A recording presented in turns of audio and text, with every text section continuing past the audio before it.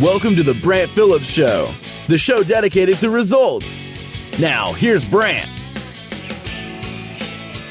Welcome, everybody, to the Brant Phillips Show, the show dedicated to helping you create results in your life and business. So, I promised you, the first podcast, that I was going to tell you a little bit about my story. Bit about my story. So, I'm going to do my best. My friends, to only share information that's pertinent, to tell this story about who I am, why I am, and so that you can hopefully be able to gain some insights that you can use in your life and your business to create results. So I don't know of any other way to do this except to tell my story. So yes, I was born at a very early age, as we all are, but I'm going to start with the high school years, right? So, actually, no, I'm not. I'm going to go back a little bit. Now that I started in this, I wasn't going to bore you with some details, but I am. So, I grew up in the Dallas area, a little suburb outside of Dallas called Raleigh, Texas. And it was at the time, it was a very rural kind of area. It's not that way anymore. It's pretty big. But I had a great childhood. I played sports all year long, had some really good friends, and we, just a very solid middle income neighborhood, very, healthy home life. And it was really, really cool. And then, however, things changed a little bit. So around the time I was in middle school, it wasn't around the time, it was that time. I was in sixth grade. And it was a little bit before the Black Friday fallout. And long story short, the industry my father was in, which was tied and connected to oil and gas. My dad was just a high school graduate kind of guy, but he had learned how to draft and draw, and guy took him under his wings, and he was gainfully employed for a really long time until 1986 came. And he eventually, during this bust, if you will, he lost his job for a long time. A couple of years he was without work, and we eventually lost everything. We were broke. We had to move, and we eventually even lost the house that we moved to, and parents couldn't pay the bills. We lost our home. Parents went into foreclosure, bankruptcy, the whole nine, and we eventually moved to Houston. The only reason I'm sharing that story is because some of those things that happened way back then have affected who I am and why I am the person I am because of those things, and some of the quote unquote pain that was experienced, and just really some of the things that I saw my parents going through, and the look in their eyes. I knew that I didn't ever want to be in that situation that they were in, and I certainly didn't want my kids going through stuff that I went through. And granted, I know people have things in childhoods and a million times worse than that, but that was my experience, and it was difficult there for a while. And I'm like, I want to create a life where I don't go through that again, right? And so let's fast forward now. I'm in high school, and I'm gonna be honest with you guys. I struggled in school, and I had no plans or thoughts of going to college. I was just like, when I'm done with high school, I'm done. I was going to be done. So I didn't apply for college, had no plans to go, and parents couldn't really afford it. I didn't really want to take out a student loan to go pay to go to school. To me at the time, that thought was just ludicrous. And so whatever, I managed to get through through high school. And I remember the day after I graduated, I packed my bags and told my parents I was moving back to Dallas. Had one of my good buddies from high school. He wasn't going to college. He was kind of in the same boat, kind of struggled just to get out. So we're like, let's figure something out, figure out what we're going to do. And so I moved up to Dallas, and we went and got this job working in a warehouse. And it was rough. We were loading and unloading 18-wheeler trucks for about 10 to 12 hours a day at least. And I was 18 years old at the time, but I'm not going to lie, it was grueling labor. Picking up and setting down boxes all day long, loading these trucks on pallet jacks. And this was in the Dallas, Texas area. So it was hot. And so we did that for maybe 5 or 6 months, and it sucked. It sucked really bad, and it was really hard. But the good thing, and I'd have you guys consider a little tangent real quick, is that there really is no experience in your life that can be all bad if you are committed to finding the positive lesson, from that. So this was just one of my introductions into the world of positive focus and learning how to glean insights and takeaways that I can use from any situation. So here's the deal. I just remember some of the older guys that were working there, and I'm not even saying they were really old. Some of them were mid to late 20s or 30s, and there were some 40 and 50-year-old guys working in the warehouse. But I just saw that there were guys there who were older than me, and I was just kind of looking into my future. I'm like, I don't want to keep doing this. And some of these guys were friends, or I was beginning to consider them friends, and they were like, dude, get the hell out of here. What are you doing? And I'm like, yeah, you're probably right. And I need to ask myself that question. What in the hell am I doing? So, after that, soon thereafter, I decided, let me check out this college thing. Let me talk to my buddies, and maybe it's not so bad. And I really had nothing else to do. And I didn't really have any direction at that time. And so I decided to go to college. That's what I did. I went to a junior college, so I didn't have to take out the loans and that kind of stuff. And I eventually got a criminal justice degree to become a police officer. The only thing that really excited me at that time was to be a police officer. I'm like, well, that seems like a pretty cool gig, and I think I could do that. I think I'd be pretty good at that. And so that's what I did. I went to work at a police department after I graduated college, and I enjoyed it. I really did. And at least for the first 5 or 6 years, I worked for a couple years in Dallas and moved back down here to Houston, and had a great time. I was single, and so I had a lot of buddies, had a lot of good times, had a lot of fun, and got to do some really cool things in terms of my job. I got promoted to sergeant, and I worked when I was in Houston, I worked in the medical center area, which is one of the largest medical center areas of the world, I believe, and centers of the world, and maybe the largest now. I'm not really sure on that.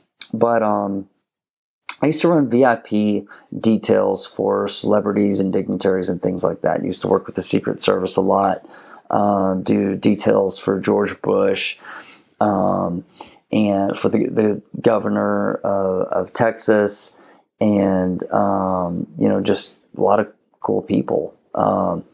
Did details for Henry Kissinger. There were some other celebrities, Lance Armstrong. There were some actors and actresses, and Rick Perry, the governor. I think I mentioned that, and just helped to work the Secret Service and security, set up details, entrance, exits, things like that, and it was cool. But whenever things changed, and those things did change, my last couple of years, I got married. We had our first child. The police department got a new chief, and there's a lot of politics going on, and things began to really suck there for a while. And this was where I was really kind of getting my first wake up call to this life of really having a job. Because the first 5 or 6 years, yeah, I had to show up, at a certain time, and it wasn't true freedom. But I was single.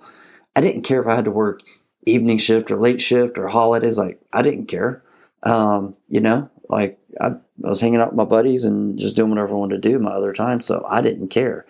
But whenever I began to have a family and these politics started to come down the line that I didn't agree with things, and I could see where things were going, and I had no control of my time, and I was having extra mouths to feed, so I was having to work a lot of overtime and different hours and night shifts and weekends, all that kind of stuff. That's when it was like beginning to be a kind of tough pill to swallow. I'm like, wait a minute here, like this is not the life that I desire at all, and I wasn't getting rich doing it. And there was I remember there's like a long period of time I was working evening shifts. So I'd get off like at I would go into work, like around noon or 1, and I would get off at around 10 o'clock at night if I was lucky. A lot of nights I was going home later than that, or I was working a double shift and staying all night long.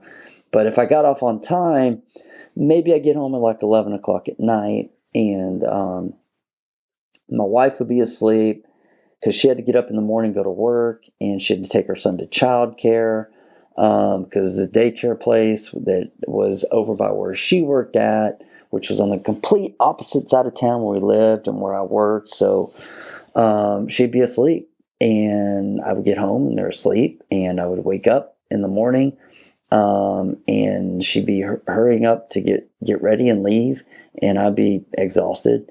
But I would, most days get to say bye to them, my wife and my son, and they were gone.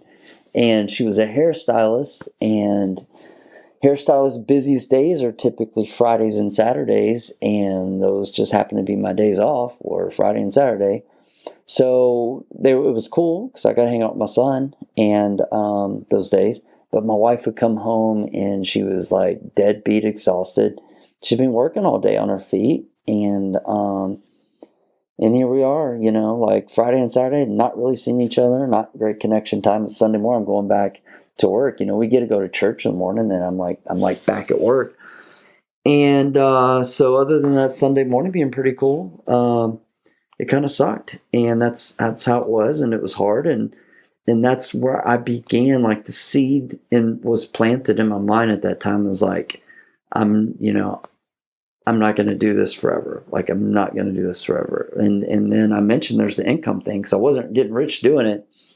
So I had also, seen my father and others that were, living this JOB lifestyle where they're just grinding it out in this very middle class life, and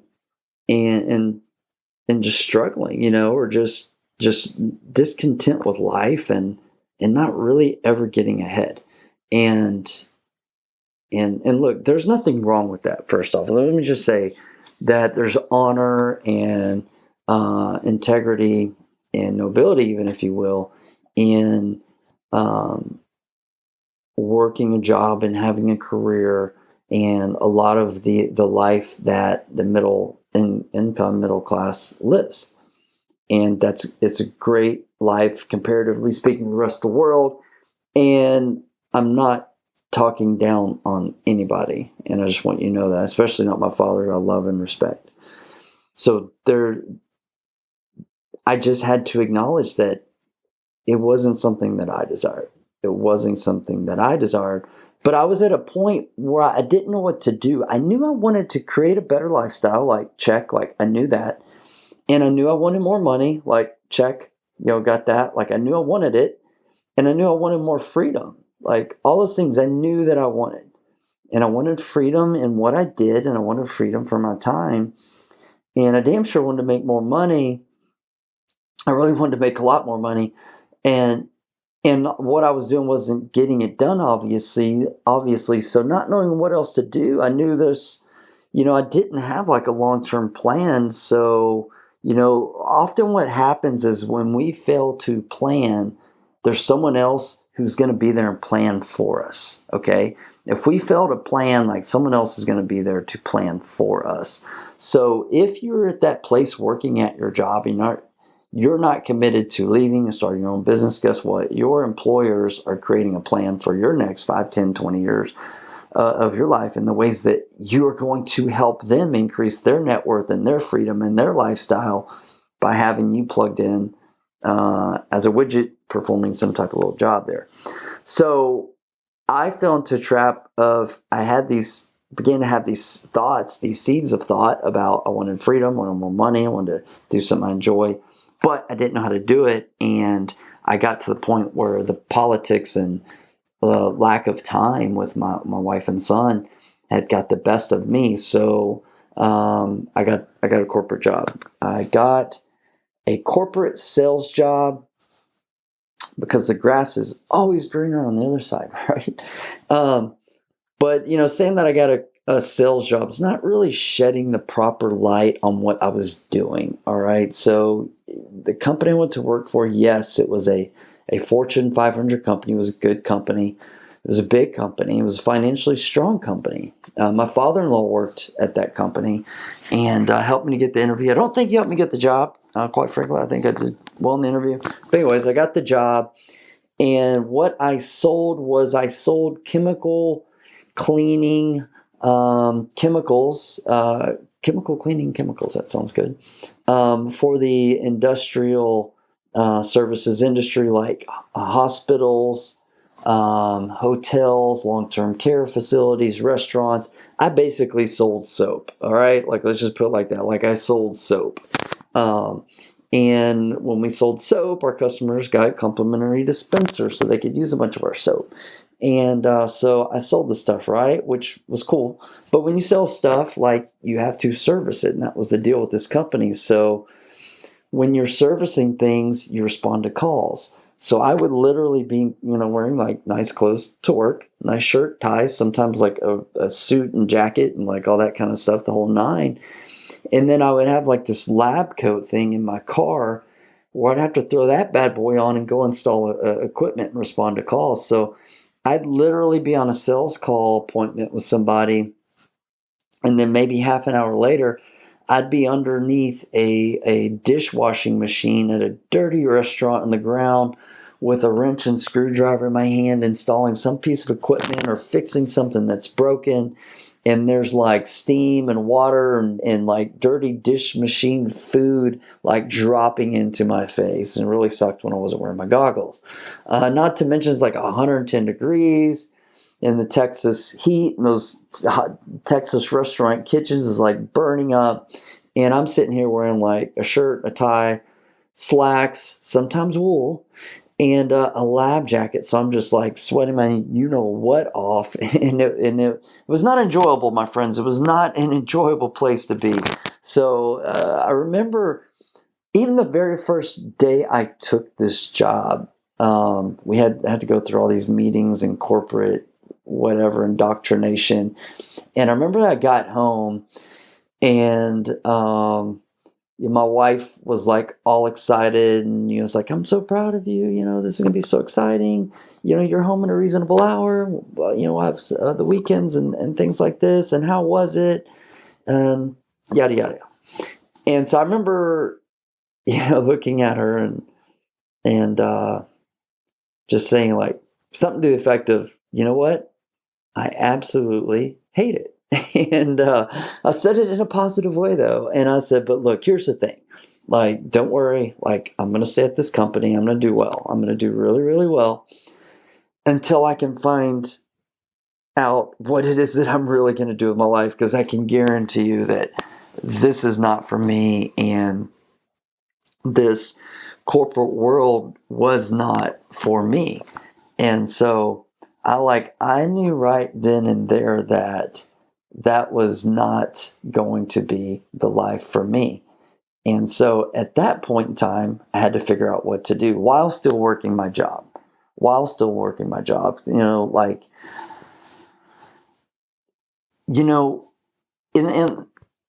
like I said, having this job for some people, like it's not bad. I just knew that it wasn't what I was called to do. And and I began having some thoughts. Began having these thoughts into just beginning to consider deeper, really considering deeper, what I was going to do, and but the thoughts were different. When I first had the thoughts of, oh, freedom, I'm going to do, something that I enjoy and create lifestyle. Yeah, it sounds really great, but let's be specific. And when it came to the thoughts about specificity, I had none. But the thoughts began to be different. It's like, I know I'm going to do something else. Like, I know I'm going to do something else. I didn't know what it was, right? So, at that point in time, you're like listening to me speak right now. Looking back, like, I was the average middle class, like, white dude American, right? Like I mentioned, like, I was raised in the family in the lineage of just a bunch of middle class dudes and average folks, and like, they were really good down to earth people, blue collar, hardworking American people, and that's to a certain extent who then and now I see myself as. Hey, this is Brant, and I hope you're enjoying today's show. If you're at a place in your life or your business where you just feel stuck, or you just don't know what actions to take to help you get unstuck or onto the path to creating the results you truly desire, please take a few minutes and go to my website, brantphillips.com. There's some really valuable resources and information that may be able to help you out. And if you're interested in really speeding up results with the help of a coach and mentor, and adding true accountability and guidance to your life and business, please reach out to me from my website as well at brantphillips.com, or going directly to www.brantphillips.com/coaching. Now let's get back to the show.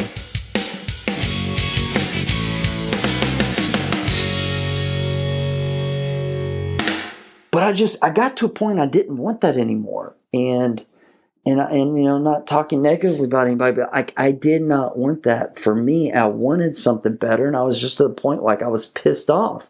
Like, I was pissed off at the way that my life was. I was pissed off at what I was doing, and I knew that this company wasn't going to provide for me what I wanted. Right? So really the big question was, it was time for Brant to look in the mirror and just have this conversation with myself, like, heart to heart, man to man, eye to eye with myself. What was I going to do to make a change? What was I going to do something different? Because if you keep doing what you've always done, you're going to keep getting what you've always gotten. And I wanted different results. I wanted different results. But, at that point in time, I didn't have any business experience. I didn't even know other people who were really entrepreneurs, and I certainly didn't know real estate investors. Looking back at that, I lived in an apartment when I started working at that job, and didn't know anything about real estate, being an entrepreneur.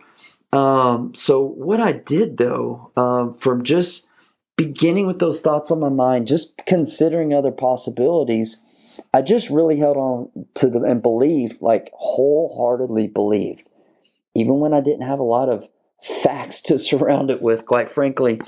But I just began to believe that I could do something bigger with my life, and I could begin to create a lifestyle that I wanted, and I could find a way to get rich, and those were some absurd thoughts coming from where I came from, my family come from.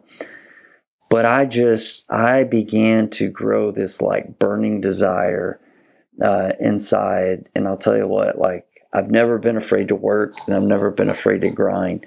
And so that's what I was wanting to do. So this part of my life, I'm in my early 30s now. And so, I'm looking at, like, I've been out of college for like 10 years. And quite frankly, my wife and I, we didn't have anything. Asset-wise, like, we were to the point where we started a family. We're paying off our credit cards, and I did end up taking a small student loan when I was in college. My wife had a student loan, so we're doing, like, the Dave Ramsey thing and paying that off. And just get in a place where we could be debt free. The Dave Ramsey, I'm debt free. And I just look at it and I'm like, all right, so 10 years, this is where we're at, like 10 years, and we have nothing asset wise. And so I'm like, this does not look good for my future if I don't make some drastic changes. And I wasn't playing the victim or anything like that. I was just like, this is not going to work. So I want to have assets. I want to make money, but I want to have fun. I want to do other things. Like I want to wake up every day and excited what I do. And that's eventually a look at my life now. And I write books, I do seminars, I have the Breakthrough at the Beach event, and do, private coaching with my students and help them to do the same things. And I'm literally living the life that I really desired. And part of what I desire is to motivate and educate others. So, so going back to my story and how I got involved with real estate is a question you may be wondering about, and it's a question I get from time to time. So here's what happened. So I'm working this job and hating it, but I'm doing well. Like I'm finishing number 1 or number 2 every single year in sales. And at that time, that equated to like $50,000, $60,000 was my salary. And we're talking about the early 2000s, 2003, 2004 at this point, something like that. So it was okay income, I guess. We could pay the bills. And anyways, well, around this time, my wife had a family reunion. And my wife's an East Coast girl. She's a Philly girl. And she had a family reunion that we were going to go to. And it was out on the East Coast. We flew out to the East Coast. And she had told me about one of her family members. It was like some distant cousin or something like that. And she didn't even know him really well. But she told me that he was an entrepreneur. And she knew that he was mega wealthy and did some real estate stuff. And but that's about all she knew. So I'm like, all right, so I'm going to find this dude and kind of pick his brain, because I was like, just like hungry for information. And when the student is ready, the teacher appears, my friend. So anyways, I went to this reunion, and I'm just like, I'm going to meet this guy, like see what's up. So I met him. And he wasn't even there that long, which kind of sucked. And we didn't even talk that long. It was like a punch bowl kind of conversation. But I remember, like, we're in this living room and at this house that we're at, we're just kind of talking, trying to make small talk. And so I kind of just started coming out a little bit blunt with him, like, hey, man, I hear you're an entrepreneur, real estate, doing pretty well. And, I'm in the corporate world, not digging it too much. What advice would you have for someone who wants to start a business and not live this life that I have right now? And so he started telling me about real estate. He basically started telling me what I'm doing with you guys. He started telling me about his story and how he got started. He was probably in his mid-50s, I guess, at that time. But he said that he started investing in real estate. Buying some rental properties, and eventually bought some apartment complexes, and now he's doing like massive developments and stuff like that. And so I'm like, dude, that sounds like incredible, and it's really hard for me to even see myself as a real estate investor. What should I do? And he was just like, this is like so just personal development, Tony Robbins kind of stuff. He's like, you have to take action. Like, you have to take your destiny in your own hands. Like, you can do anything that you set your mind to. It was just kind of like small talk like that. And it's something now that I've heard like a million times, but I never really had anybody speak to me like that way, where not that they were, sure, I'd heard people speak that way and like, oh, you can do it. But it wasn't people who were also experiencing results, right? So he was saying these things to me, but they had a weight with them, with the words that he spoke. And so that kind of like started it for me on real estate. And like a million light bulbs began to go off on just real estate. Like, there's a million ways to make money in real estate, right? So I'm like, what do I do now? So I was like, what am I going to do now? So I began to read books. They're in I began to read books about real estate, and that's kind of where it started. Really, just one or two books, and I began to take action. There was immediately a lot of things I loved about real estate. I think one of the biggest things for me was the real estate offered the ability to create something from nothing, right? It's basically, I had no money at that time, and real estate provides this creative option, to do deals with no money down. And I know that they don't all go that way with doing no money down deals, although most of ours do these days. But that opportunity existed. It was there. And I was like, this is for me because of its ability to just get out there and I could start hustling and putting deals together and, have the opportunity or the ability to do zero down deals, even if that possibility existed. My mindset was just like, I'm going to find a way to make that happen. And there was the ability to create, passive investments. There were deals that that month after month were going to put cash in my pocket, and my tenants could pay principal down. There's all these things, the ability of leveraging money, leveraging time, leveraging knowledge, all these things that we could leverage in this business that began to just really excite me. This, creating something from nothing. And of course, like, probably number one reason everyone's attracted to real estate is because you can get wealthy, right? And I was like, I could get rich. I could get wealthy. I could live the American dream. I could leave my job and invest and do things with houses. Like, I loved houses, right? Like, everybody loves houses. So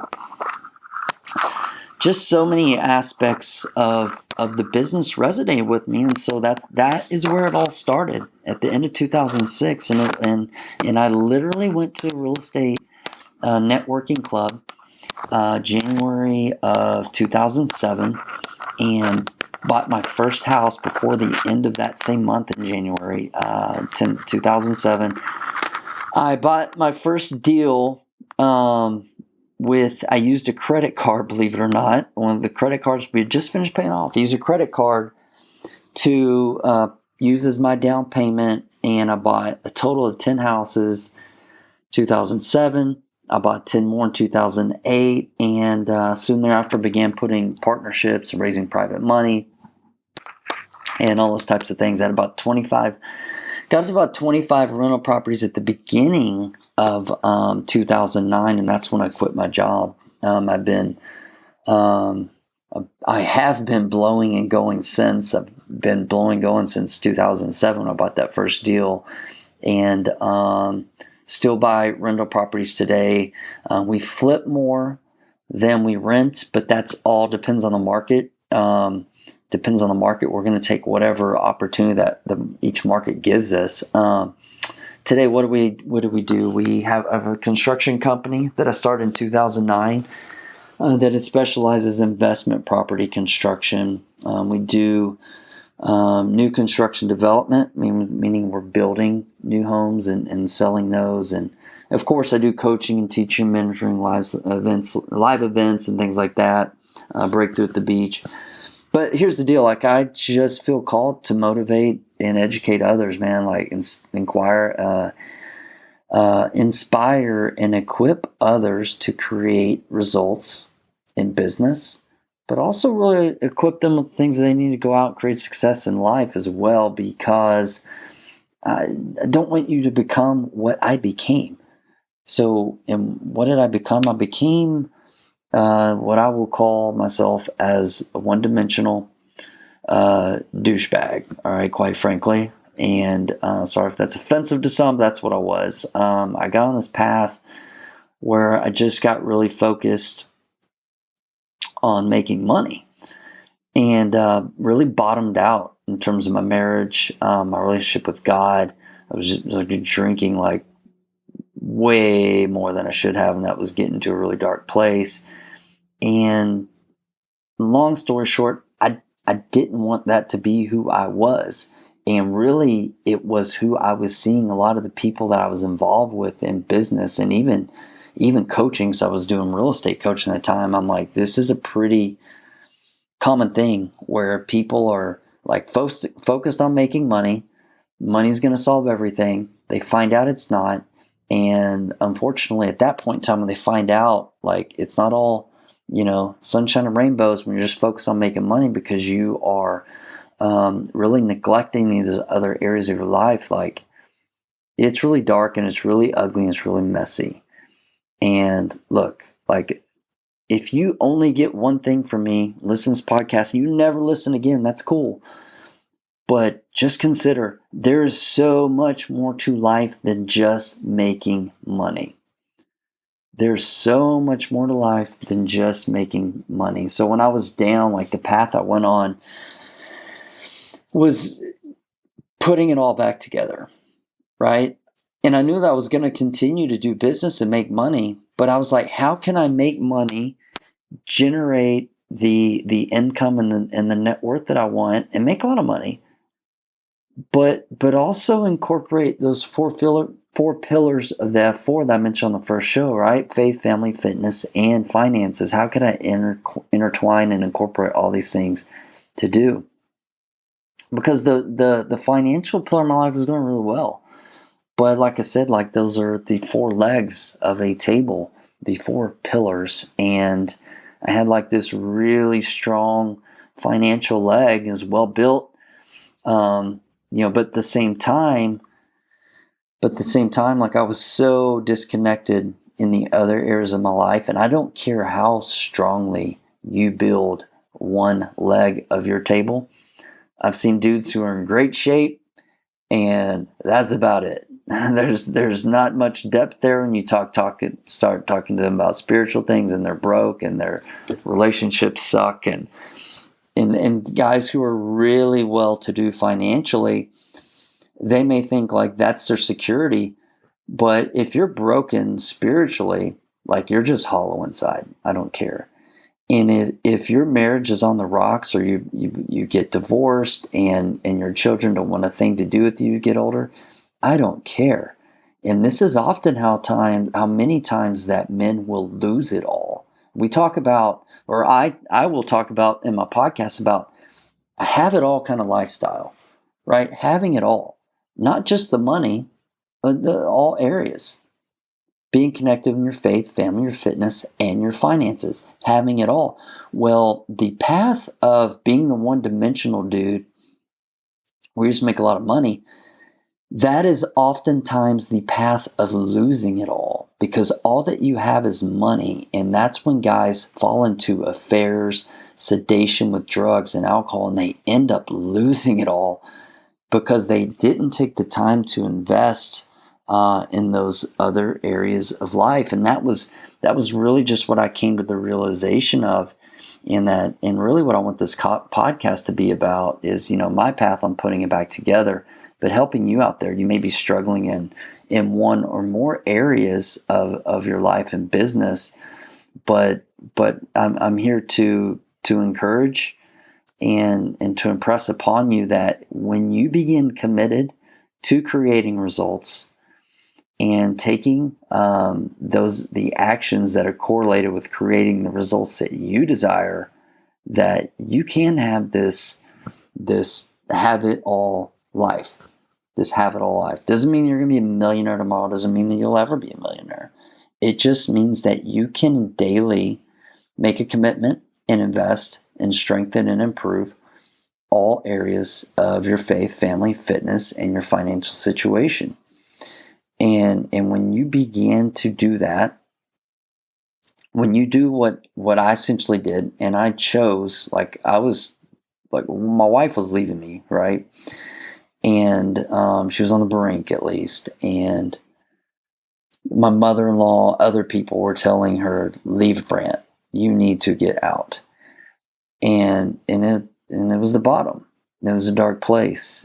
But when I was there, I chose to fight. And I'll tell you, and this is part of the entrepreneur type of mindset, is when your back's against the wall, when your back is against the wall, you need to be wired and create the mindset that you're coming out swinging. You're not going to stay there long. So I chose to fight. I chose to fight for my marriage. I chose to fight for my relationship with God, find a new connection and reestablish what my purpose really was and what my calling on this earth really is. I began to realize that I was made for a lot other things than just making money. And I want to help serve. I want to help lead. I want to help follow from others. But I want, what this podcast is about, I want to share my message with the world in hopes of inspiring others and equipping others. And even if it's just one, maybe it's just you, to consider you can be more. You can do more no matter where you're at with your life and with your business, that you have choices. You and only you, my friend, can change your reality. You and only you, my friend, can change your destiny. If you would just take time to consider those thoughts, that those same things and possibilities that I told you about, that I began to consider, that they exist for you as well. If you will begin to, if you will first make that commitment and then begin to take action. So it's all about taking actions in order to create results. And for me, coming from that place of darkness, I simply made a choice. I made a choice to fight. I made a choice to be committed to living a life that was not one-sided, not being that one-dimensional dude that I talked about, just making money, but rather to live by this code that I call the F4. Go out and create results. Go out and create results. That's it. So that is my story, my friends. That is what this podcast is about. And I would love for you to continue to listen. Take a few minutes out of your day. Some of the shows will be shorter than this. Some will be longer. I don't really know. This is a new venture for me. But one thing I know is that I love and appreciate each and every one of you. And I appreciate you listening to the show. And until next time, I look forward to helping you create results in your life and your business. You've been listening to The Brant Phillips Show. To listen to past shows, get updates on future shows, and find other resources or information about coaching, visit BrantPhillips.com.